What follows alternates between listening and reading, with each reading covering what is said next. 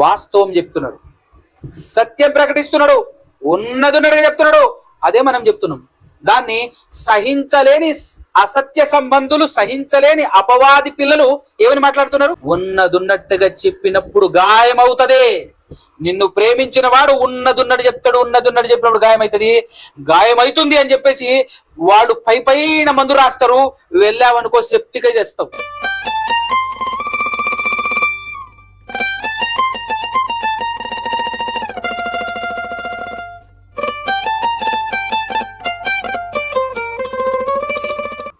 మొదటగా మన కోసం ఎన్నో చేస్తూ, మన కోసం బాధపడుతూ, మన కోసం ఆరాటపడుతూ, తపన, తాపత్రయం, పెద్ద పెద్ద పదాలు ఇంతకు మించి ఏమైనా దొరికితే చెప్పండి. అన్ని రకాలైనటువంటి ప్రయాసపడుతున్నటువంటి మన కన్నతండ్రి అయిన దేవునికి, ఆయన కుమారుడైన యేసుక్రీస్తు ప్రభుల వారి పరిశుద్ధమైనటువంటి నామం ద్వారానే స్తుతి స్తోత్రాలు, కృతజ్ఞత స్తుతులు చెల్లించుచున్నాను. అదేవిధముగా ఈ సాయంకాల సమయంలో, రాత్రి వేళ కూడా మరికొన్ని విషయాలు వినాలి అని ఆశపడుతూ ఎంతో శ్రద్ధగా కూర్చున్నటువంటి మీ అందరికీ కూడా, క్రింద కూర్చోలేని పరిస్థితి ఉన్నప్పటికీ కూడా వాక్యం కొరకు కింద కూర్చొనైనా సరే వినాలి అనేటటువంటి ఆలోచన కలిగి చక్కగా శ్రద్ధాశక్తులతో కూర్చున్నటువంటి మీ అందరికీ కూడా క్రీస్తు పేరటనే నా యొక్క నిండు శుభములు, వందనాలు తెలియజేస్తూ ఉన్నాను. వెరీ గుడ్, చాలా సంతోషం. మనం అపోస్తుల కార్యములు వివరించుకుంటున్నాం. ఈరోజు 9-10 అధ్యాయాలు కంప్లీట్ చేద్దామని అనుకుంటున్నాను. బాగుంటాయి కదా 9-10 అధ్యాయాలు అపోస్తుల కార్యము. ఇప్పటి వరకు మనం 8 అధ్యాయాలు, ఈ 8 అధ్యాయాల్లో ఎక్కువగా పేతురు గారి ప్రసంగం విన్నాం, తర్వాత స్టెఫెను గారి ప్రసంగం విన్నాం, ఆ తర్వాత ఫిలిప్పు గారి ప్రసంగం విన్నాం. పవర్ఫుల్ ప్రసంగాలు విన్నాం. వాళ్ళందరూ కూడా ఆత్మపూర్ణులై అద్భుతమైనటువంటి వివరణతో మన ముందుంచారు. అపోస్తలులు బోధించిన బోధలోనే మనం ఉన్నాం అని కన్ఫర్మ్ అయిందా లేదా? సో ఉట్టి మాటలతో ఎముక లేని నాలుకతో అడ్డగోలుగా మాట్లాడుతున్నటువంటి మాటలు, ఉదరగొడుతూ మాట్లాడుతున్నటువంటి మాటల్ని బట్టి మనం భయపడాల్సిన అవసరం లే. అవునా కదా? ఆధారాలు చూపించకుండా తెగ భయపెడుతుంటారు అనమాట. వామ్మో అంటుంటారు. ఇక ఏం లేదు, ఇక దేవుడు కాదా, ఇంత పెద్ద మాట అని చెప్పేసి మనల్ని భయపెడుతుంటారు. మనమే మనిషిని చూస్తాం, మనిషిని చూసి ఈ మనిషి ఇంత అంటున్నాడంటే నిజం భయం వేస్తుంటది వీళ్ళకు, అంటే వింటున్నటువంటి వాళ్ళకు. ఈ విధంగా భయపడే వాళ్ళు కొందరైతే, మరి కొంతమంది జనాలకు భయపడే వాళ్ళు ఉంటారు కదా. ఇంతమంది 1,00,000 మంది మా సంఘంలో ఉంటారు, ఇంతమంది నమ్ముతున్నది అబద్ధమేనంటావా? అవును కదా అంటాడు. వచ్చినాన్ని చూడ అంటే ఇది ఇంకో రకం భయపడాలన్నమాట. మరి కొంతమంది ఏమంటారు, హెబ్రోన్ సంస్థ చూసినవా, హోసన్నా సంస్థ చూసినవా, బాప్టిస్టు సంస్థ చూసినవా, ఇంకా బైబిల్ మిషన్ సంస్థ చూసినవా, పెంతుకోస్తు సంస్థ చూసినవా? ఇన్ని పెద్ద పెద్ద సంఘాలు, అందులో ఉన్నటువంటి ఆ సంఘాలను స్థాపించినటువంటి వ్యక్తులు చూసా, అపోస్తలులకు కూడా మనోళ్ళు ఇవ్వరు విలువ, వాళ్ళకంత విలువిస్తుంటారు. నువ్వు అపోస్తలులను ఫాలో అయితేనే నువ్వు పరలోకం పోతావు. వాళ్ళని కనుక ఫాలో అయితే వాళ్ళు ఎక్కడికి పోయారో నువ్వు అక్కడికి పోతావు. అంతేనా కదా? 100% వాళ్ళు పరలోకమే పోయారు అనగలవా? మనం వాళ్ళు ఫాలో అవ్వచ్చా? దేవుడు ఎవరినైతే కన్ఫర్మ్ చేసి మన ముందు రాయించి పెట్టాడో వాళ్ళని కదా మనం ఫాలో అవ్వాల్సిందే. ఎందుకంటే వీళ్ళు మనుషులు, మన మధ్య బ్రతికిన మనుషులు. వీళ్ళ గురించి దేవుడు సాక్ష్యం ఇవ్వలేదు, కానీ అపోస్తలుల గురించి సాక్ష్యం ఇచ్చేశాడు. వాళ్ళు పరిశుద్ధులు అని చెప్పేశాడు. వాడు ఖచ్చితంగా పరలోకానికి వెళ్ళినటువంటి అర్హులని వాళ్ళ గురించి జీవగ్రంథంలో రాయించేశాడు. కాబట్టి కన్ఫర్మ్, ఇప్పుడు వాళ్ళనే ఫాలో అవ్వాలి మనం. కానీ వీళ్ళ గురించి ఏమైనా కన్ఫర్మ్ చేశాడా? చేయలేదు. ఒకవేళ వాళ్ళందరూ నరకానికి పోయి ఉంటే నీ పరిస్థితి ఎప్పుడు? అందుకోసమే మనుషుల్ని ఫాలో అవ్వకూడదు. మేబీ వాళ్ళు వాళ్ళ పర్సనల్ నువ్వు చూడలేదు, పర్సనల్ గా పాపాలు చేసి ఉన్నారేమో, ఎవరికి తెలుసు? ఈ సంస్థలు స్థాపించినటువంటి వాళ్ళందరూ పాపం చేసి చచ్చిపోయారేమో, ఎవరికి తెలుసు? అలాంటి వాళ్ళని ఇంత పెద్ద సంస్థ స్థాపించాడు అనే ఒకే ఒక కాన్సెప్ట్ తో ఫాలో అయితే అన్నా కదా. వచనానుసారంగా చెప్పాడా లేదా అని చూసుకోకుండా పెద్ద సంఘం జనాలు గుంపులు ఉన్నారని చెప్పేసి ఫాలో అయితే నరకానికి పోయే ప్రమాదం ఉంది, జాగ్రత్త అంటున్నా. అంతే తప్ప వాళ్ళని మనమేం నిందించట్లే, వాళ్ళని మనమేం విమర్శించట్లే. అవకాశం ఉంది కదా అంటున్నా. అవకాశమే లేదు, నరకానికి పోయే అవకాశమే లేదంట, నీ ఇష్టం. ఇక నేను ఎవడు బలవంత పెట్టడు. కానీ ఫాలో అవ్వాల్సింది మాత్రం అపోస్తుల బోధ అయిందే మనం ఉండాలి. సో అపోస్తుల బోధ అయిందే మనం ఉన్నామా? ఇప్పుడు 8 అధ్యాయాలు చదివాము, 8 అధ్యాయాలు ధ్యానించాము. 8 అధ్యాయాల ప్రకారంగా మనం 100% ఎక్కడ ఉన్నామని తెలుస్తుంది. ఎస్, అపోస్తుల బోధలోనే ఉన్నామని తెలుస్తుంది. అయితే ఇప్పుడు 9వ అధ్యాయంలో ఒక మహానుభావుడు, అన్యుల కొరకే ఏర్పరచబడినటువంటి అపోస్తలుడు ఎంటర్ అవుతాడు. ఎవరైనా కాదు, సౌలు గారు. ఆ తర్వాత మారుతాడు పౌలుగా, కానీ మొదట సౌలు గారు. 8వ అధ్యాయంలో ఆయన గురించి చూసాం మనం. ఏమని చూసాం? స్త్రీలను పురుషులను తేడా లేకుండా ఈడ్చుకుంటూ వెళ్ళి హింసించాడు సంఘాన్ని. ఆ తర్వాత అలాగే చేస్తూ చేస్తూ చేస్తూ ఈ ఏరియా మొత్తం నేను కౌన్సిలింగ్ చేసేసాను, చేయాల్సిన కాడికి రచ్చ చేసేసాను, అందరూ మెల్లగా జారుకుని పక్కన సిరియా దేశానికి వెళ్ళారట, సిరియా దేశానికి రాజధాని అయినటువంటి దమస్కు ప్రాంతంలో కూడుకొని ఉన్నారట అని ప్రధాన యాజకులు, శాస్త్రులు ఉంటారు కదా, పెద్ద పెద్దోళ్ళు, వాళ్ళ దగ్గర పర్మిషన్ తీసుకొని వాళ్ళను చంపంది నాకు నిద్ర రాదు, అన్నం గిట్టదు, నాకు బ్రతుకు ఉండదు, వాళ్ళని చంపటమే నా బ్రతుకు తెరువు అనేంత విధంగా కంకణం కట్టుకొని పత్రికలు మరి పెద్దోళ్ళ దగ్గర పత్రికలు మరి రాయించుకొని చక్కగా బయలుదేరాడనమాట. ఎక్కడికి? సిరియా దేశానికి. బయలుదేరితే మార్గం మధ్యలో యేసుక్రీస్తు ప్రభుల వారు కనబడి, ఒక వెలుగు రూపంలో కనబడి, ఆ వెలుగు కనబడిన తోడనే ఆ బ్రైట్నెస్ కి తట్టుకోలేక కింద పడిపోతాడు నేల మీద. పడిపోయి ఒక వాయిస్ వింటాడు. ఏంటి ఆ వాయిస్ అంటే, సౌలా సౌలా నన్నెందుకు హింసించుచున్నావు అంటాడు. మిమ్మల్ని ఆడ హింసించాడయ్యా, అసలు మీరెవరు అంటాడు. అసలు మీరెవరు అని అంటే, నీవు హింసించుచున్న యేసును అంటాడు. యేసు ప్రభుని ఎప్పుడైనా హింసించాడా అండి? పౌలు గారు యేసుక్రీస్తు ప్రభువుని ఎప్పుడైనా హింసించాడా? చెప్పండి, హింసించాడా? లేదు కదా. మరి యేసు ప్రభు అని అబద్ధం చెప్పిండా? అంటే ఇది కూడా చాలా అద్భుతమైనటువంటి పాయింట్ మనకు అర్థం, బైబిల్ అర్థం కావడానికి. చాలా మంది అక్షర జ్ఞానులు, అక్షర సంబంధులు అపార్థం చేసుకొని పాడైపోతున్నారు. ఇప్పుడు విశ్వాసులను ఇబ్బంది పెడితే యేసుక్రీస్తును ఇబ్బంది పెట్టినట్టు, అంతేనా కదా? అదే విధానంలో, ఇదే వర్షన్లో పాత నిబంధనలో చెప్పబడతా ఉంటుంది చాలా చోట్ల. దాన్ని అక్షరార్థంగా తీసుకున్నాం అనుకో, మనం ఏమవుతాం? మనం అపార్థం చేసుకుంటాం, బైబిల్ సరిగ్గా అర్థం కాదు. కాబట్టి ఆ విధంగా నీవు హింసించుచున్నా యేసు నేనే అంటాడు. అనటం మాత్రమే కాకుండా ఆ వెలుగు దెబ్బకి కూరలు వచ్చేస్తాయి కళ్ళకు, ఏమి కనపడదు. కనపడకపోతే ఇతనికి ఒక ఇన్ఫర్మేషన్ ఏంటి అని అంటే, అననీయ అనేటటువంటి ఒక వ్యక్తి ఉంటాడు దమస్కులోనే. ఆ వ్యక్తి వచ్చి ఇతని మీద చేతులుంచి ప్రార్థన చేస్తే ఇతని కళ్ళు వచ్చేసినట్టుగా ఒక దర్శనం ఇతనికి వస్తుంది. ఇదే ఇన్ఫర్మేషన్ అననీయ దగ్గరికి దూతను పంపించేసేసి యేసుక్రీస్తు ప్రభుల వారు మాట్లాడినటువంటి సందర్భం ఆయన దగ్గరికి వచ్చి ఇన్ఫర్మేషన్ ఇచ్చేస్తారు. ఎవరికి? అననీయ గారికి. అప్పుడు అననీయ, ప్రభువా, మీ విశ్వాసులందరినీ హింసిస్తూ ఉన్నటువంటి వ్యక్తి అతను ఇక్కడికి కూడా వచ్చాడు అదే పని మీద అంటే, ఆయన నేను ఏర్పాటు చేసుకున్నాను, నా నామము నిమిత్తము అనేకమైనటువంటి భారములు భరించాలని, అనేక శ్రమలు పొందాలని నేను నియమించుకున్నటువంటి సాధనమతను, పాత్ర అతను.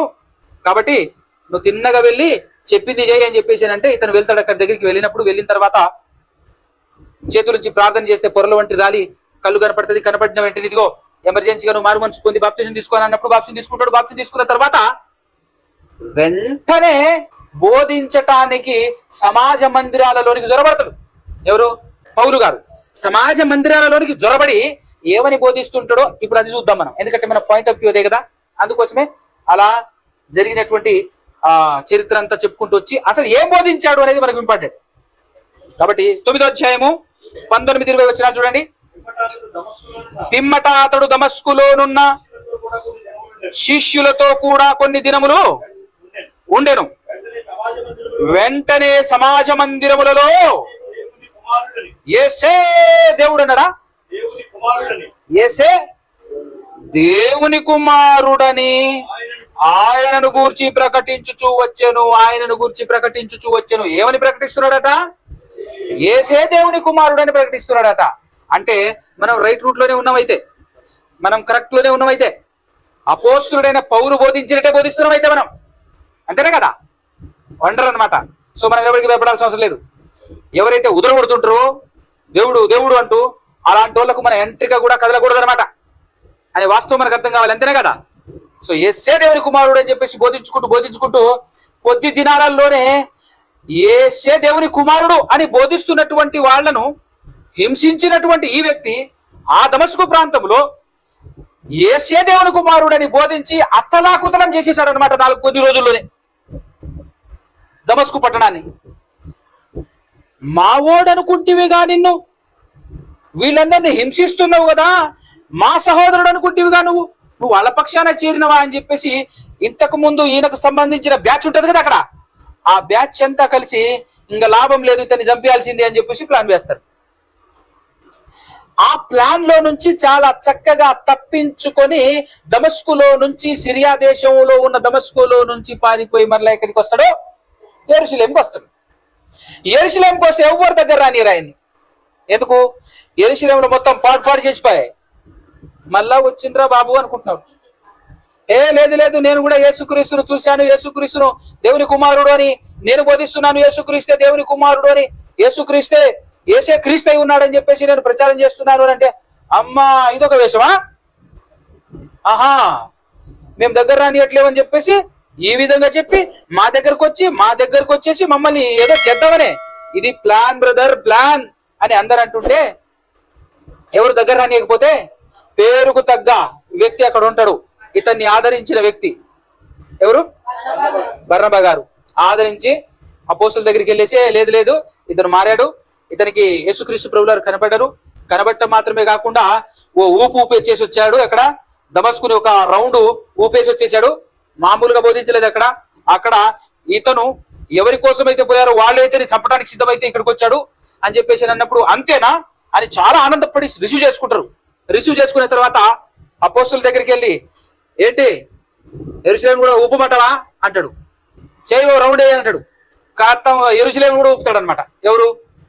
పౌలు గారు. అసలే బహుభాష్యవేత్త ఇతను. హెబ్రీలు వచ్చినప్పుడు హెబ్రీ భాష, గ్రీకులు వచ్చినప్పుడు గ్రీకు భాష, అసలు ఏ భాష పెడితే ఆ భాష మాట్లాడుకుంటూ ముందుకు సాగుతున్నాడు. కొద్ది దినాలలోనే అపోస్తులేమో గాని అపోస్తుల కంటే ఎక్కువ చేస్తున్నారు అబ్బాయి ఇతను అని చెప్పేసి, మనోడే మనకు విరోధి అయ్యాడని చెప్పేసి మరలా ఇక్కడ కూడా చంపాలని ట్రై చేస్తాడు. యెరూషలేంలో ఉన్నటువంటి వాళ్ళు కూడా మళ్ళా ఏం చేస్తారు తెలుసా?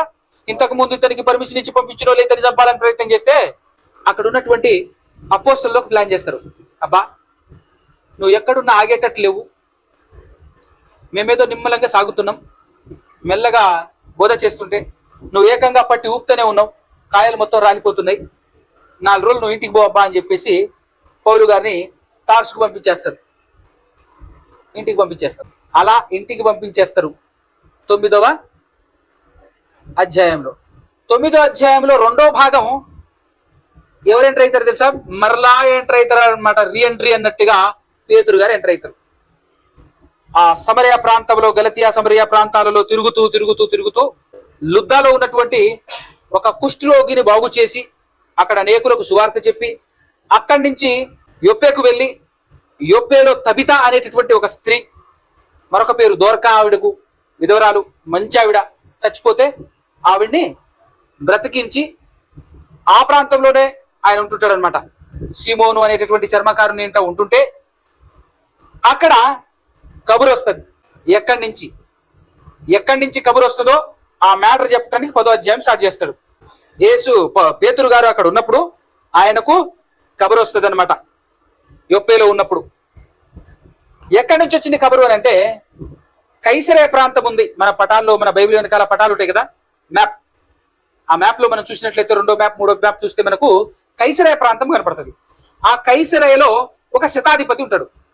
ఆయన పేరు కొర్నేలి. మంచి భక్తిపరుడు. అతను అన్యుడైనప్పటికీ తనకు తెలిసిన భక్తి ఏదో చేసుకుంటూ బ్రతుకుతున్నప్పుడు ఆయన భక్తిని, ఆయన చేస్తున్నటువంటి దాన ధర్మాలు అనగా మనుషుల కోసం పాటుపడుతున్నాడు. నిజమైన భక్తి అంటే ఏంటో తెలుసా? దేవుడు పాయింట్అవుట్ చేసే భక్తి ఏంటో తెలుసా? ఇంట్లోనో బయటనో గుడి గోపురాలు కట్టేసి ఆ గుళ్ళ ముందు అర్థం కాని మాటలతో ఉచ్చరించుకుంటూ విలువైన వస్తువుల్ని పాడు చేసుకుంటూ కుంకుమ అని, నెయ్యి అని, రకరకాల పదార్థాలని నేలపాలు చేస్తూ కొన్ని గంటలు గడుపుతూ అక్కడ ఏదో ట్రాన్స్ లోకి వెళ్ళిపోయి ఊగుతూ ఉంటే దాన్ని భక్తి అంటారు. దేవుడు భక్తి అని దేని గుర్తిస్తాడంటే, ఈ సృష్టిలోనే ప్రముఖులు, ముఖ్యులు, దేవునికి బాగా కావలసిన వాళ్ళు ఎవరు? ఎవరు చెప్పండి? సమాధానం అండి. ఎవరు చెప్పండి? మనుషులు, అంతే కదా? మనమైతే కాదు. ఎవరు? మనుషులు. ఈ మనుషులకు ఉపయోగపడేటటువంటి పని మనమైతే కాదు అన్నప్పుడు రెస్పాన్స్ ఉండేదే. మనమే కదా మనుషులంటే. అది చెప్పండి, మనమే ముఖ్యులం. ఎవరికి? దేవునికి. మనుషులకు ఉపయోగపడే పని ఏ కోణంలోనైనా సరే సహాయం చేస్తూ ఏదో ఒక విధంగా తపన పడుతున్నటువంటి వారు కనబడ్డారనుకో, వాళ్లే భక్తులు. అది భక్తి కింద పరిగణలోకి వస్తుంది నిజమైన దేవునికి, అసలు శిశులైన దేవునికి. అలాంటి కార్యక్రమం ఆ వ్యక్తి చేస్తుంటే ఆయన భక్తి మెచ్చి మంచి కార్యక్రమం, మంచి క్రియలు చేస్తున్నాడు.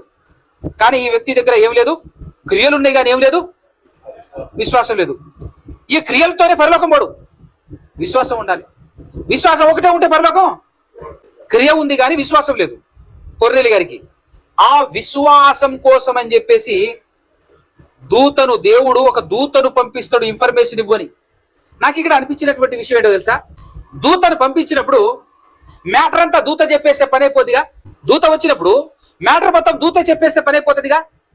కానీ ఏమీ చెప్పకుండా దూత వచ్చి చెప్పిన మాట ఏంటంటే ఒకే ఒకటి, ఇదిగో ఇక్కడ దగ్గరలో యొప్పే ప్రాంతం ఉంది కదా, ఆ యొప్పే అనేటటువంటి ప్రాంతంలో చర్మకారుని ఇంట ఒక వ్యక్తి ఉన్నాడు, పేతురు అని. ఆయన పేరు కూడా సీమోనే. ఆయన ఉన్నాడు. ఆయన్ని పిలిపించుకో, నీకు కావాల్సిన ఇన్ఫర్మేషన్ ఆయన అందిస్తాడు అని చెప్పేసి ఒక దూత ప్రత్యక్షమై కొర్నేలి గారికి చెప్పడం జరుగుతుంది. ఆయన వచ్చి చెప్పుడు ఏంది, నువ్వు వచ్చినావు కదా, నువ్వు చెప్పే రాదు, పని అయిపోద్ది కదా. కానీ విషయం ఏంటంటే ఈ సువార్త సంబంధించినటువంటి విషయాలు ఏవి కూడా ఎవరికి తెలియదు, దూతకు. దూతలే వింటుంటాయి ఆ కాలంలో. అసలు ఏంది, అసలు దేవుని సంకల్పము బయలుపడుతున్నటువంటి కాలంలో దేవదూతలు చాలా ఆసక్తితో, ఇంట్రెస్ట్తో వినేవట. ఆ విషయాలు ఎఫెసీ పత్రికలో మనకు చూస్తే మనకు దొరుకుతుంది. సో మన మ్యాటర్ ఇది కాబట్టి మనం ముందుకు సాగుదాం. ఆ విధంగా చెప్పిన తర్వాత కొర్నేలి గారు తన దగ్గర కొంచెం భక్తిపరుడుగా భక్తి కనబరిచినటువంటి తన దగ్గర ఉన్నటువంటి సైనికుల్ని పిలిపించి, ఫలానా ఏరియాలో ఉన్నాడట, కాస్త పోయి పిలుసుకురండి అని చెప్పేసి అన్నప్పుడు వీళ్ళు అక్కడికి వెళ్తుంటారు. యొప్పే ప్రాంతంలో ఉన్నటువంటి పేతురు గారిని పిలుచుకొని రావటం కోసం, ఆయన తోడుకు రావటం కోసం. ఆ లోపు దేవుడు పరిశుద్ధాత్మ ద్వారా ఈ పేతురు గారికి ఇన్ఫర్మేషన్ ఇస్తూ ఉంటారు అనమాట. ఎలా అంటే, ఆకలేస్తున్నటువంటి సమయంలో భోజనం రెడీగా లేదు అని చెప్పేసి అని అన్నప్పుడు, అయ్యా 5 నిమిషాలు లేదా 10 నిమిషాలు అని చెప్పేసి అన్నప్పుడు, సరే మీరైతే రెడీ చేయండి భోజనం, నేను కాస్త ప్రార్థన సమయం కదా ప్రార్థన చేస్తా అని చెప్పేసి మిద్దెక్కాడు. ఎక్కి ప్రార్థన చేస్తూ ఉన్నప్పుడు పైనుంచి ఆ సమయంలో దర్శనం. ఏంటి ఆ దర్శనం అంటే, ఇట్లాంటి ఏమంటారు, దుప్పటి, చెద్దర, బిస్తరు, బ్లాంకెటు, రకరకాల. ఎందుకంటే ఇన్ని పదాలు ఎందుకు వాడానంటే, నిన్న నేను ఈ 4 రోజుల్లో గమనించింది ఏంటంటే, బ్రదర్ చెదరుందా అన్న అని చూస్తున్నాడు ఆయన. ఏందో అన్నావు అన్న, ఏందన్నా అది అన్నాడు ఓ సోదరుడు.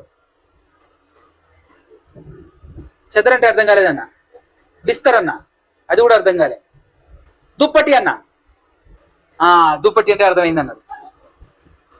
సో చుట్టూ జిల్లాల నుంచి వచ్చినటువంటి వాళ్ళు కాబట్టి అన్ని పదాలు వాడాను అనమాట. ఏదో ఒకటి మీకు అర్థమవుతుంది. అలా 4 చెంగులతో అలా చెంగులు పట్టి ఉన్నట్టుగా ఆ బిస్తర్ లేదా చెద్దరు కనబడి, అందులో భూమి మీద ఉన్నటువంటి సకల జీవరాశులు ఉన్నాయి, అందులో ఉన్నాయి, కనబడుతున్నాయి. ఎవరికి?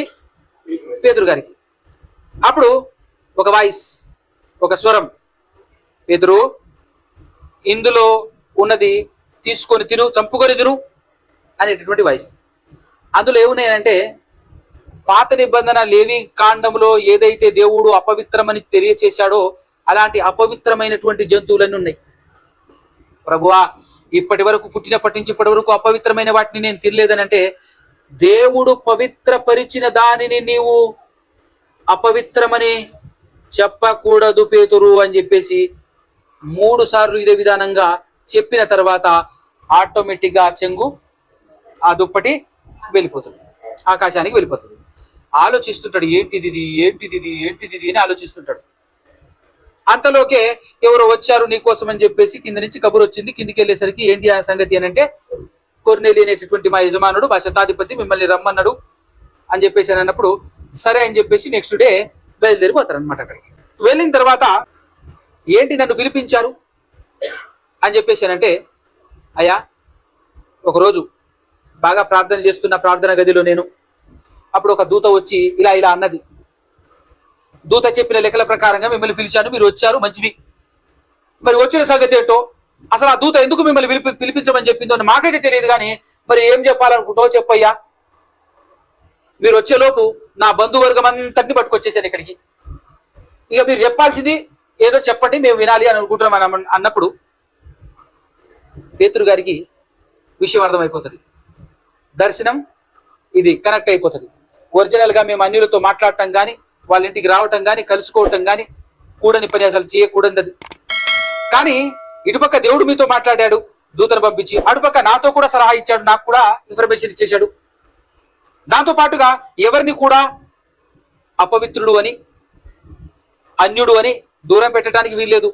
అందరూ దేవుని పిల్లలే, అందరి దగ్గరికి సువార్త వెళ్ళాలి అనేటటువంటి ఇన్ఫర్మేషన్ నాకు ఇచ్చేశాడు. కాబట్టి నాకు ఆ దుప్పటి దర్శనం నాకు అర్థమైపోయింది మ్యాటర్ అని చెప్పేసి చెప్పటానికి దేవుడు నిజంగా ఆయన నిష్పక్షపాతి, పక్షపాతమే లేని దేవుడు. ప్రపంచంలో ఉన్న వాళ్ళందరూ కూడా ఆ దేవుని పిల్లలే అని గ్రహించినటువంటి పేతురు గారు సువార్త ఆరంభించాడండి. ఇప్పుడు పేతురు గారు ఇప్పటి వరకు బాగా వినండి, ఇది చాలా ప్రాముఖ్యమైనది. ఇప్పటి వరకు పేతురు గారు కానివ్వండి, స్టెఫెను గారు కానివ్వండి, ఫిలిప్పు గారు కానివ్వండి, అవునా, వీళ్ళందరూ కూడా ఎవరికి సువార్త చేశారు అని అంటే యూదులు ఇశ్రాయేలులకు చేశారు. యూదులు ఇశ్రాయేలులో నుంచి వచ్చిన కాస్త ఏమంటారు, సంకర జాతి వాళ్ళు ఉంటారు, వాళ్ళనే సమరయులు అంటారు. అలాంటి సమరయుల దగ్గరికి వెళ్ళి చెప్పారు. ఇప్పటి వరకు అంటే సంకర జాతి అయినప్పటికీ సమరయులు వాళ్ళకు దేవుడు ఎవరో తెలుసు, యెహోవా దేవుని గురించి తెలుసు. కానీ అన్యజనులకు ఏమి తెలియదుగా పూర్తిగా కదా. ఇప్పుడు కొత్త సువార్త అన్యజనులకు ఎలా బోధించాలి, ఏ విధంగా బోధించారు అపోస్తలులు? మనమందరము అన్యులమే కదా, అన్యుల నుంచి వచ్చినటువంటి వాళ్ళం. ఇప్పుడు వీళ్ళు యేసే దేవుడు, యేసే సృష్టికర్త అంటున్నటువంటి వాళ్ళు తప్పించుకోవటానికి అవకాశం లేకుండా అక్కడ వాళ్ళు ఎలా తప్పించుకుంటారో తెలుసు. వాళ్ళు ఇశ్రాయేలీలు, యూదులు బ్రదర్, వాళ్ళకు దేవుడు తెలుసు, యేసుక్రీస్తు ప్రభువు వారు తెలియదు కనుక యేసుక్రీస్తే దేవుని కుమారుడు, యేసే దేవుని కుమారుడు అని బోధించారు. అదే అన్యుల దగ్గరికి అయితే దేవుడు అని చెప్పాలి అనే రకం కూడా చాలా మంది మాట్లాడుతుంటారు. కాబట్టి అలాంటి వారి నోటికి కూడా ప్లాస్టర్ వేయడానికి ఈ సందర్భం అన్నమాట. ఇదేంటిది అంటే అన్యులకు సువార్త ఆరంభమవుతుంది పేతురు గారి ద్వారా. ఇప్పుడు కొర్నేలి బంధువులందరూ అన్యులు వచ్చేసారు. ఇప్పుడు వాళ్ళకు సువార్త చెప్పాలి. ఇప్పుడు వాళ్ళకు సువార్త ఏమని చెప్తున్నాడు, ఎలా చెప్తున్నాడు? అక్కడేమైనా యేసుక్రీస్తు దేవుడు, యేసే సృష్టికర్త అని ఏమైనా చెప్తున్నాడా అనేది మనం జాగ్రత్తగా పరిశీలన చేద్దాం. 10వ అధ్యాయము 34 నుంచి ఆరంభిద్దాం. పేతురు నోరు తెరిచి ఇట్లా నేను చదువుతాను, జాగ్రత్తగా వినండి. దేవుడు పక్షపాతి కాడని నిజముగా గ్రహించి ఉన్నాను. ప్రతి జనములోను ఆయనకు భయపడి నీతిగా నడుచుకుని వారిని ఆయన అంగీకరించును. వండర్ఫుల్ మాట ఇది చూడండి. ప్రతి జనములో ఆయనకు భయపడి నీతిగా నడుచుకుని వారందరినీ ఆయన అంగీకరించును. 36వ వచనం చూడండి. ఇప్పుడు యేసు క్రీస్తు అందరికీ అంటే అర్థం ఏంటి? అందరికీ ప్రభు అంటే అర్థం ఏంటి? యేసు క్రీస్తు అందరికీ రాజు అంటున్నాడు. యేసుక్రీస్తు అందరికీ రాజు. అందరికీ రాజుగా ఎవరు నియమించారు యేసుక్రీస్తుని? అది మనం ఇంతకు ముందు చూసుకొని వచ్చాం కదా. యేసుక్రీస్తు అందరికీ ప్రభు. ఆయన ద్వారా, ఎవరి ద్వారా? వండర్ఫుల్ పదాలు, వండర్ఫుల్ మాటలు, అద్భుతమైనటువంటి వివరణ పేతురు గారు అన్యుల దగ్గరికి వచ్చేసి ఇస్తున్నాడు. చూడండి ఏమని చెప్తున్నాడు. యేసు క్రీస్తు ద్వారా దేవుడు సమాధానకరమైన సువార్తను ప్రకటించి ఎవరు ప్రకటించారు సువార్తను? ఇప్పుడు చెప్పండి. మీరు కరెక్ట్ గా గమనించగలిగితే చెప్పాలి సమాధానం. సువార్త ఎవరు ప్రకటించారు చెప్పండి. అది ఎవరు ప్రకటించారు? దేవుడు ప్రకటించాడు. ఎలా ప్రకటించారు అన్నప్పుడు యేసు ప్రభు ఎంటర్ అవుతాడు. యేసుక్రీస్తు ద్వారా ప్రకటించింది ఎవరు? దేవునికి స్తోత్రం. ఎందుకు ఈ మాట పాయింట్అవుట్ చేశాను అని అంటే యెషయా గ్రంథంలో 43వ అధ్యాయంలో చాలా మంది భయంకరంగా పొరపాటు పడుతున్నటువంటి మాట ఏంటో తెలుసా? యెషయా గ్రంథం 43వ అధ్యాయం 10వ వచనం అనుకుంటాను. నేను చదువుతాను 10 నుంచి. 10వ వచనం చాలాసార్లు నేను వివరించాను. మీరు తెలుసుకొని నన్ను నమ్మి నేనే ఆయనని గ్రహించినట్లు మీరును అంటే ఇశ్రాయేలీయులను నేను ఏర్పరచుకొని నా సేవకుడు అంటే యేసుక్రీస్తు. దేవుడు ఏర్పరచుకున్న సేవకుడు, దేవుని సేవకుడు ఎవరు? యేసుక్రీస్తు. యేసుక్రీస్తును నాకు సాక్షులు. దేవునికి సాక్షులు ఎవరు అంటే యెహోవా సాక్షులు ఎవరెవరు? 1 యేసుక్రీస్తు, 2 ఇశ్రాయేలీయులు. రైట్, సాక్షులు. నాకు ముందుగా ఏ దేవుడును నిర్మింపబడలేదు, నా తర్వాత ఏ దేవుడును ఉండడు. నా తర్వాత ఏ దేవుడును ఉండడు. నెక్స్ట్ మాట, నేనే యెహోవాను, నేను తప్ప వేరొక రక్షకుడు లేడు. వేరొక రక్షకుడు. సో యేసుక్రీస్తు ప్రభుల వారు వేరొక రక్షకుడు కాదు. అలా అనుకుని పొరపాటు పడుతున్నారు. అంటే యేసుక్రీస్తు ప్రభుల వారు సపరేట్ రక్షకుడు కాదు. అది అర్థం కావాలి. నిన్నటి నుంచి చెప్తున్నాను. యేసుక్రీస్తు ద్వారా దేవుడు రక్షించాడు. ఫైనల్ గా రక్షకుడు ఎవరు? అది దేవుడు ఎలా రక్షించాడు అని చెప్పేసి చూసాం మనం. యేసుక్రీస్తు ప్రభుల వారి ద్వారా రక్షించాడు అని చూసాం నిన్న మొన్నటి క్లాసులో. సో నెక్స్ట్ ఏమంటాడు? ప్రకటించువాడను నేనే అన్నాడు. ఎవరు? దేవుడు. ప్రకటించేది నేనే అన్నాడు. ఎవరు? నిజమే కదా. కొత్త నిబంధనలో కూడా కన్ఫర్మ్ అయిందా లేదా? పేతురు గారు చెప్తున్నాడు లేదా? సువార్త ప్రకటించింది ఎవరయ్యా అంటే దేవుడే అన్నాడు. ఎలా ప్రకటించాడు అని అన్నప్పుడు యేసుక్రీస్తు ద్వారా అన్నాడు. అవునా? ప్రకటించువాడను నేనే, రక్షించువాడను నేనే, దాన్ని గ్రహింపజేయువాడను. అంటే మనల్ని గ్రహింపజేసేది కూడా ఎవరు? కానీ ఎలా? పరిశుద్ధాత్మ ద్వారా. పరిశుద్ధాత్మ ద్వారా. అది ఎక్కడ ఉంటుంది అని అంటే మొదటి కొరింథీయులకు రాసినటువంటి పత్రిక 2వ అధ్యాయము 9వ వచనం నుంచి నేను చదువుతాను చూడండి. ఇందును గురించి దేవుడు తన్ను ప్రేమించు వారి కొరకు ఏవి సిద్ధపరిచునో అవి కంటికి కనబడలేదు, చెవికి వినబడలేదు, మనుష్య హృదయమునకు గోచరము కాలేదు. అంటే అర్థం కాలేదు అని అర్థం అని వ్రాయబడి ఉన్నది. మనకైతే దేవుడు అని మాట్లాడుతున్నాడు చూడండి. మనకైతే దేవుడు వాటిని తన ఆత్మ వలన బయలుపరిచాడు. అంటే తన ఆత్మ ద్వారా మనకు గ్రహింపునిస్తున్నాడు.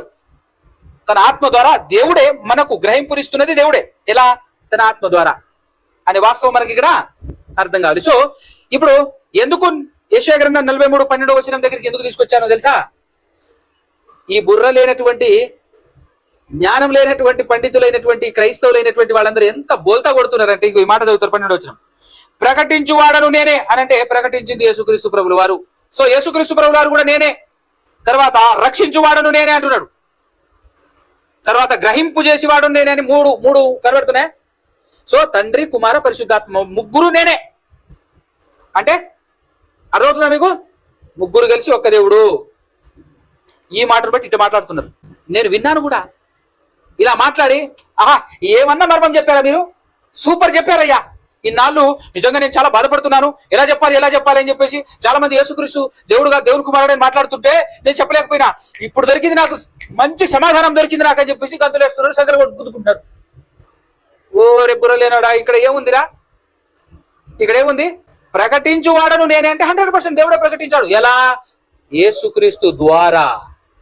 బా, అది గ్రహింపజేసేవాడును నేనే. అవును, దేవుడే. ఎలా? ద్వారా. అందుకోసమే కొత్త నిబంధనలో నేను మాట్లాడాను ఎలాగో తెలుసా? నా కుమారుడి ద్వారా మాట్లాడాను. పాత నిబంధనలో కూడా నేనే మాట్లాడాను. ఎలా మాట్లాడానో తెలుసా? దూత ద్వారా అనే వాస్తవం అపోస్తుల కార్యం అయితే ఎంత చక్కగా, ఎంత అద్భుతంగా అర్థమవుతుంది. సో ఇప్పుడు పాత నిబంధన కూడా బస్తా అర్థమైతే నీకు చదువు, రేపటి నుంచి ఇంటికి పోయి పాత నిబంధన, కొత్త నిబంధన, ఈ విధమైనటువంటి వివరణ మనం తెలుసుకుంటే బైబిల్ గ్రంథం నువ్వు చదివినా అర్థమవుతుంది. ఇప్పుడు డోర్స్ మొత్తం ఓపెన్ అవుతాయి. అవునా కదా? సో ఇక్కడ ముగ్గురు కలిపి ఒక్క దేవుడు కాదు, ముగ్గురు దేవుడు కాదు, సుప్రీం ఒక్కడే దేవుడు. ఆయన వాడుకుంటున్నాడు యేసు ప్రభుని, పరిశుద్ధాత్మని అన్న సంగతి అర్థం కావాలి. ఇది పేతురు గారు అన్యులకు చెబుతూ రివీల్ చేసినటువంటి అద్భుతమైనటువంటి సత్యం. ఇప్పుడు రండి పేతురు పత్రిక అంటే అపోస్తల కార్యము 10వ అధ్యాయము 6:36 ఉన్నాం కదా. ఏమని? యేసుక్రీస్తు అందరికీ ప్రభు, ఆయన ద్వారా దేవుడు సమాధానకరమైన సువార్తను ప్రకటించి ఇశ్రాయేలీయులకు పంపిన వర్తమానము మీరు ఎరుగుదురు. ఇశ్రాయేలీయులకు పంపిన వర్తమానము మీరు ఎరుగుదురు కదా. ఎందుకంటే ఇశ్రాయేలు మధ్య మీరు బతుకుతున్నారు కాబట్టి మీరు ఎరుగుదురు. యోహాను బాప్తిస్మము ప్రకటించిన తరువాత గలిలయ మొదలుకొని యూదయ యందంతటా ప్రసిద్ధమైన సంగతి మీకు తెలియను. మీకు తెలుసు కదా, బాప్తిస్మిచ్చి యోహాను కాడి నుంచి ఇప్పుడు జరుగుతున్నటువంటి విషయాలన్నీ మీరు మా మధ్యలోనే ఉన్నారు కాబట్టి మీకు తెలిసే ఉంటది అని చెప్పి కొర్నేలి గారితో పాటు ఉన్నటువంటి వాళ్ళందరితో పేతురు గారు చెప్తా ఉన్నాడు అనమాట. అదంతా ఏంటిది అంటే అదేమనగా 38 దేవుడు నజరేయుడైన యేసును, బాగా వినాలి ఈ మాట, బాగా వినాలి, నజరేయుడైన యేసును పరిశుద్ధాత్మతోను శక్తితోను అభిషేకించెననున్నదియే. ఎంత చక్కగా విడగొట్టి మాట్లాడుతున్నాడు.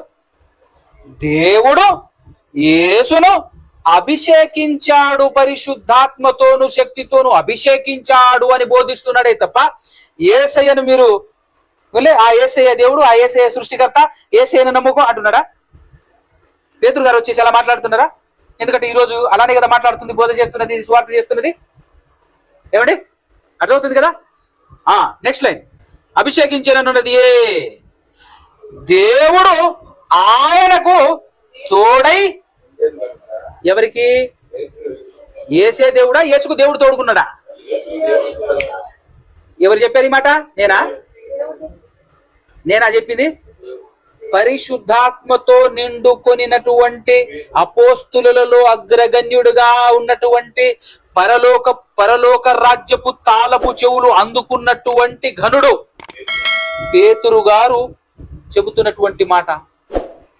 యేసే దేవుడు కాదయ్యా, యేసుకు తోడుగా ఉన్నది దేవుడు అంటున్నాడు. యేసు వెనకాల దేవుడు ఉన్నాడు అని చెప్తున్నాడు.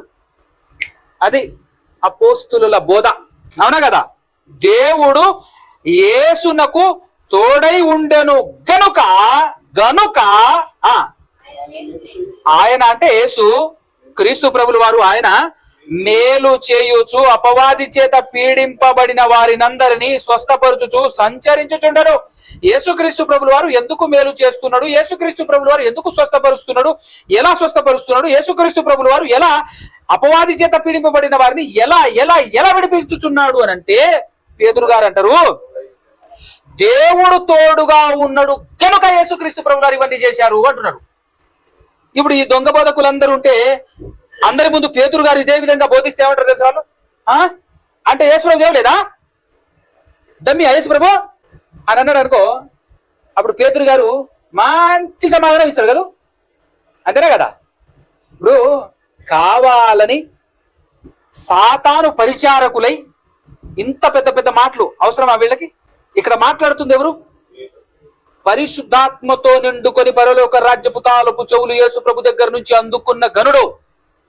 కాబట్టి నోరు మూసుకొని విను, ఎక్స్ట్రాలు మాట్లాడొద్దు, అవునా కదా?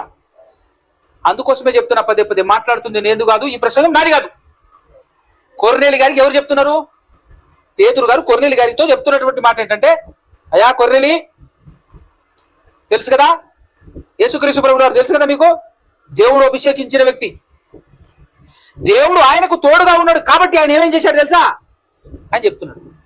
గనుక అన్నాడు, దేవుడు ఆయనకు తోడుగా ఉన్నాడు గనుక స్వస్థపరుస్తూ అపవాది చేత పీడింపబడినటువంటి వారందరినీ మేలు చేస్తూ బాగు చేస్తూ సంచరించుతూ ఉండేను అనే సంగతి తెలుసు కదా నీకు అని చెప్పేసి మాట్లాడుతున్నాడు. తగ్గించాడా? వాస్తవం చెప్తున్నాడు, సత్యం ప్రకటిస్తున్నాడు, ఉన్నదున్నట్టుగా చెప్తున్నాడు. అదే మనం చెప్తున్నాం. దాన్ని సహించలేని అసత్య సంబంధులు, సహించలేని అపవాది పిల్లలు ఏమని మాట్లాడుతున్నారు? మీరు యేసుప్రభుని తగ్గిస్తున్నారు అంటున్నాడు. తగ్గించేది ఏంద్రా, ఉన్నది చెప్తున్నాం. తగ్గించుడేంది, ఉన్నది చెప్తున్నాం అని చెప్పేసి మాట్లాడుతుంటే అర్థం కాదా? నెక్స్ట్, ఆయన అంటే యేసుక్రీస్తు, ఆయన యూదుల దేశమందును యెరూషలేమునందును చేసిన వాటన్నింటికి మేము సాక్షులము. ఆయనను వారు అంటే ఎవరు? యూదుల దగ్గరికి వెళ్ళి చెప్పినప్పుడు మీరే చంపితీరు అంటాడు. ఇప్పుడు అన్యుల దగ్గరికి వచ్చారు కాబట్టి ఆయనను వారు అంటే యేసుక్రీస్తు ప్రభుల వారిని, వారు అనగా యూదులు ఇశ్రాయేలీయులు మ్రానున వేలాడదీసి చంపిరి. దేవుడు ఆయనను 3వ దినమున లేపి. ఎంత చక్కటి అద్భుతమైనటువంటి స్వార్థ చెప్తున్నాడు చూసారా? ఎలా పరిచయం చేస్తున్నాడు? దేవుడుగా పరిచయం చేస్తున్నాడు. యేసు ప్రభుని దేవుని వాడుగా పరిచయం చేస్తున్నాడు. దేవుడు ఆయన లేపారు, ఆ యూదులు చంపేశారు. యూదులు చంపేస్తే దేవుడు 3వ దినాన ఆయనను తిరిగి లేపి ప్రజలందరికీ కాకుండా దేవుని చేత ముందుగా ఏర్పరచబడిన సాక్షులకే అనగా మాకే, అనగా ఆయన మృతులలో నుండి లేచిన తరువాత ఆయనతో కూడా అన్నపానములు పుచ్చుకొనిన మాకే ఆయన ప్రత్యక్షముగా కనబడినట్లు అనుగ్రహించెను. పొరపాటుగా కనీసం భావంలో గాని కనీసం ఏ మీనింగ్ లో గాని యేసుప్రభు దేవుడు అన్నట్టుగా చెప్తున్నాడా?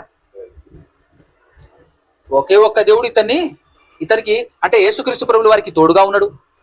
యేసుక్రీస్తు ప్రభుల వారి వెనకాల దేవుడు ఉన్నాడు గనుక యేసుక్రీస్తు ప్రభుల వారు అనేక అద్భుతములు చేశాడు అని మాట్లాడుతున్నాడు కదా. యోహాను సువార్తలో నికోదేము కూడా ఇలానే గమనిస్తాడు. నువ్వు చేస్తున్న కార్యాలు నీ వెనకాల దేవుడు లేకపోతే నువ్వు ఇది చేయలేవు అంటాడు ఆయన. నిజమే కదా, అది నిజమే అని ఎవరు చెప్తున్నారు ఇక్కడ? పేతురు గారు చెప్తున్నారు. రైట్. కాబట్టి మాకే ఆయన ప్రత్యక్షముగా కనబడినట్లు అనుగ్రహించెను. ఇదియుగాక దేవుడు సజీవులకును మృతులకును న్యాయాధిపతినిగా నియమించిన వాడు ఈయనే. అంటే యేసుక్రీస్తు ప్రభుల వారిని దేవుడు ఏ విధంగా నియమించాడట? మృతులకును సజీవులకును న్యాయాధిపతినిగా దేవుడు నియమించాడట యేసుక్రీస్తు ప్రభుల వారిని అని ప్రజలకు ప్రకటించి దృఢ సాక్ష్యం ఇవ్వవలేనని మాకు ఆజ్ఞాపించాడు. ఈ విధంగా ప్రకటించాలని దేవుడు సాక్ష్యం ఇచ్చాడట. మరి వీళ్ళకి ఎవరు ఇచ్చారు చెప్పు? ఇప్పుడు క్లియర్ గా అర్థం అవ్వట్లే. వీళ్ళ వెనకాల సాతానున్నాడు, మన వెనకాల దేవుడు ఉన్నాడు. ఇలా బోధించేటటువంటి వారి వెనకాల దేవుడు ఉన్నాడు. ఇలానే బోధించమని దేవుడు చెప్పాడట. ఎవరికి? పేతురు గారికి అపోస్తులందరికీ ఇలాగే బోధించండి అని చెప్పాడట. ఎలాగూ ఇప్పుడు ఏదైతే వర్షన్ ఉందో ఈ విధంగా కాకుండా దేవుడిని కనుమరుగు చేసేసి, దేవుడిని ఏమాత్రం కనబడకుండా చేసేసి, ఏసే దేవుడు దిగి వచ్చాడు, మన కోసం ప్రాణం పెట్టాడు, దేవుడు తిరిగి లేచాడు అని బోధిస్తున్నటువంటి వాళ్ళందరి వెనకాలే ఎవరున్నారు? అపోస్తలుల వెనకాల ఎవరున్నారు? వాళ్ళ వెనకాల వాళ్ళందరూ సాతాను పరిచారకులు ఎవరు నీట్ గా కనబడట్లేదు. ఇప్పుడు బైబిల్ చెప్పింది సాతానుకు వాడి పరిచారకులు నీతి పరిచారకులు వేషం వేసుకొని వస్తారని చెప్పేసి చెప్పబడిందా లేదా? సో ఇప్పుడు దీంతో ఎంత క్లియర్ గా ఎంత నీట్ గా కళ్ళకు కట్టినట్టుగా కనబడుతున్నారా లేదా?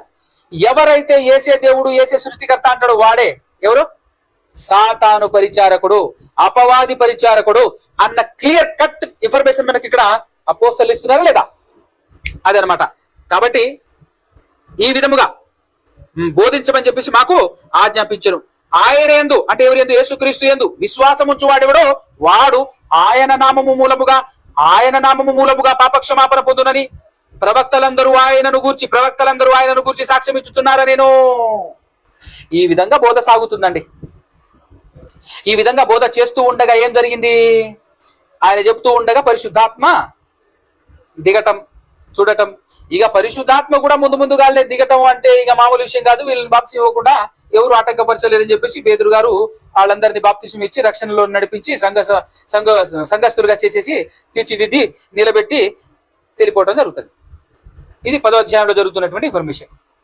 అంటే మొత్తానికి అన్యులు కూడా రక్షణలోనికి వచ్చేసారు. ఆ అన్యుల దగ్గరికి వెళ్ళి పేతురు గారు ఎంత చక్కగా ఏమని పరిచయం చేశారు యేసుక్రీస్తు ప్రభువు గారిని. పొర్రపాటును కూడా ఎక్కడైనా దేవుడు అన్నట్టుగా ఉంది అసలు?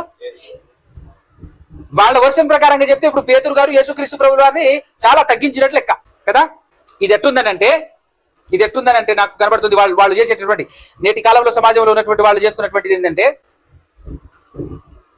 మేలు కోరే స్నేహితుడు అంటే నిజం చెప్తాడు, ఇట్లా ఉన్నదున్నది చెప్తాడు. కానీ పగవాడు లెక్కలేనన్ని ముద్దులు పెట్టుననేది పర్ఫెక్ట్ గా సరిపోతుంది ఇక్కడ. ఎందుకంటే ఈడు పగవాడు, సాతాను సంబంధి, మన విరోధి. నిన్ను నరకానికి నడిపించడం కోసం ఏమంటాడు తెలుసా? తీయటి మాటలు మాట్లాడుతుంటాడు. యేసే దేవుడు బ్రదర్, యేసును మనం హెచ్చిస్తున్నాం, యేసే దేవుడు, మన యేసు దేవుడు. తగ్గించి మాట్లాడకూడదు, మన యేసు దేవుడు అంతే, 100% సృష్టికర్త ఆయన అంటున్నాడంటే అర్థం ఏంటి? లెక్కలేనన్ని ముద్దులు పెడుతున్నారు నాయన నిన్ను నరకానికి నడిపించడానికి. గుర్తించు, గమనించు. ఉన్నదున్నట్టుగా చెప్పినప్పుడు గాయం అవుతుంది. నిన్ను ప్రేమించిన వాడు ఉన్నదున్నట్టు చెప్తాడు, ఉన్నదున్నట్టు చెప్పినప్పుడు గాయమవుతుంది. గాయమవుతుంది అని చెప్పేసి వాళ్ళు పైన మందు రాస్తారు. వెళ్ళావనుకో సెప్టిక్ చేస్తావు, లోపల సీము బట్టి చచ్చిపోతావు. పైన మందు రాస్తే సమ్మగుంటది, కానీ ఆ తర్వాత కాళ్ళే తీసేయాల్సి వస్తుంది. కానీ నిజమైన డాక్టర్ ఒత్తుతాడు గట్టిగా లోపల సీము ఉన్న బయటకు రావాలని. అప్పుడు కేకలే, అబ్బో అయ్యో అంటాడు. నొప్పి ఎందుకంటే నొప్పి ఎట్టుంటది అనా కదా. నాకేమనిపిస్తుంది అంటే, మా తమ్ముడు తిరుగుతుంటాడు కదా డాక్టర్, ఆయన ఏం చేస్తాడు తెలుసా? నొక్కుతాడు. గట్టిగా, ఎందుకంటే తర్వాత ఇన్ఫెక్షన్ కాకూడదు, లోపల సీము పట్టకూడదు అని చెప్పేసి నొక్కి నొక్కి నొక్కి గట్టిగా ఆ పిండి మొత్తం తీసి తర్వాత క్లీన్ చేసేసి చేస్తాడు. నాకు అనిపిస్తుంది, అరే నా మీద కసితో కావాలని నొక్కుతున్నావు నువ్వు అనిపిస్తుంది, కావాలని సరదా నాకు నేను నొక్కటానికి అని ఆయన అంటుంటాడు. కానీ ఆ విషయం ఎక్కడ చదివాను తెలుసా నేను? యెషయా గ్రంథం 1వ అధ్యాయంలో ఉంటుంది. గాయం పిండబడలేదు, మెత్తన చేయబడలేదు అని చెప్పేసి ఆ సందర్భం. ఆహా, వైద్యం గురించి ఎప్పుడు రాయబడింది కదా క్రీస్తుకు పూర్వమే, ఇలా చేయాలి వైద్యం అని. అది బైబిల్ అంటే, వైద్య శాస్త్రం బైబిల్లో ఉంటుంది. కాబట్టి అంత గొప్ప బైబిల్లో ఉన్నట్టు చెప్పకుండా మేమేదో గొప్పగా చెప్తున్నాం, యేసుప్రభుని పొగుడుతున్నాం అని చెప్పేసి యేసుప్రభు లేని సిచ్యువేషన్ ని తీసుకెళ్లేసి సువార్తనే మార్చేసి, యేసుప్రభుని ఏదో పొగుడుతున్నాం, మేము గొప్ప చేస్తున్నాం అనుకుంటున్నారు, కానీ సువార్త మార్చేశారు రయ్య మీరు. విశ్వాసమే మార్చేశారు, నరకానికి నడిపిస్తున్నారు. మీరు పోవటం మాత్రమే కాకుండా మిగతా వాళ్ళని కూడా పోనీయకుండా చేస్తున్నారు. ఎంత భయంకరమైనటువంటి బోధ చేస్తున్నారు మీరు. కాబట్టి అలాంటి సాతాను పరిచారకుల కబంధ హస్తాల్లో నుంచి విడిపించాలి మిమ్మల్ని అని నా ప్రయత్నం. నన్ను ఎంతమంది తిట్టినా, ఎవరు తిడతారు నన్ను? బోధకులు అనుకునేవాళ్ళు, ఈ సాతాను పరిచారకులు ఎవరైతే ఉన్నారో వాళ్ళు నన్ను తిడతారు. ఆ సాతాను పరిచారకుల మాయలో ఉంటున్నటువంటి విశ్వాసులు తిడతారు. కానీ నేను పడుతున్న ప్రయాస మీకోసమే, మాయలో ఉన్నటువంటి మీకోసమే. మీ కళ్ళు తెరవాలని, వాస్తవాలు మీకు తెలియచేయాలని, మిమ్మల్ని రక్షించాలని, అగ్నిలో నుంచి కొందరినైనా లాగాలనేది నా ప్రయత్నం. కాబట్టి మీరు మోసపోకుండా, అపార్థం చేసుకోకుండా, ఎలాగైతే అధ్యాయాలు నీటిగా ముందుకు తీసుకెళ్తూ అపోస్తులు ఎలా బోధించారో, అపోస్తుల బోధ అంటే ఏంటో అపోస్తులు ఎలా బోధించారో చూపించారు. ఇప్పటి వరకు ఎన్ని ప్రసంగాలు నేను మాట్లాడానో అన్ని ఇదే, ఈ వీటిని బేస్ చేసుకునే కదా నేను మాట్లాడాను. ఎక్కడైనా ఏసే దేవుడు అని కానీ, యేసు కూడా దేవుడు అని కానీ ఏమైనా చెప్తున్నారా? ఏ అపోస్తుడే చెప్తున్నాడా? యూదుల దగ్గరికి వెళ్ళినా అదే విధానం, అన్యుల దగ్గరికి వెళ్ళినా అదే విధానం. ఏం చెప్తున్నాడు? దేవుని వలన యేసుక్రీస్తు ప్రభువు వారు సూచక్రియలు చేశాడు, దేవుడు తోడుగా ఉన్నాడు కాబట్టి యేసుప్రభు ఇవన్నీ చేయగలిగాడు అని చెప్తున్నాడు. యేసుక్రీస్తు ప్రభువు వారిని మీరు చంపేశారు, యేసుక్రీస్తు ప్రభువు వారిని దేవుడు 3వ దినాన తిరిగి లేపాడు.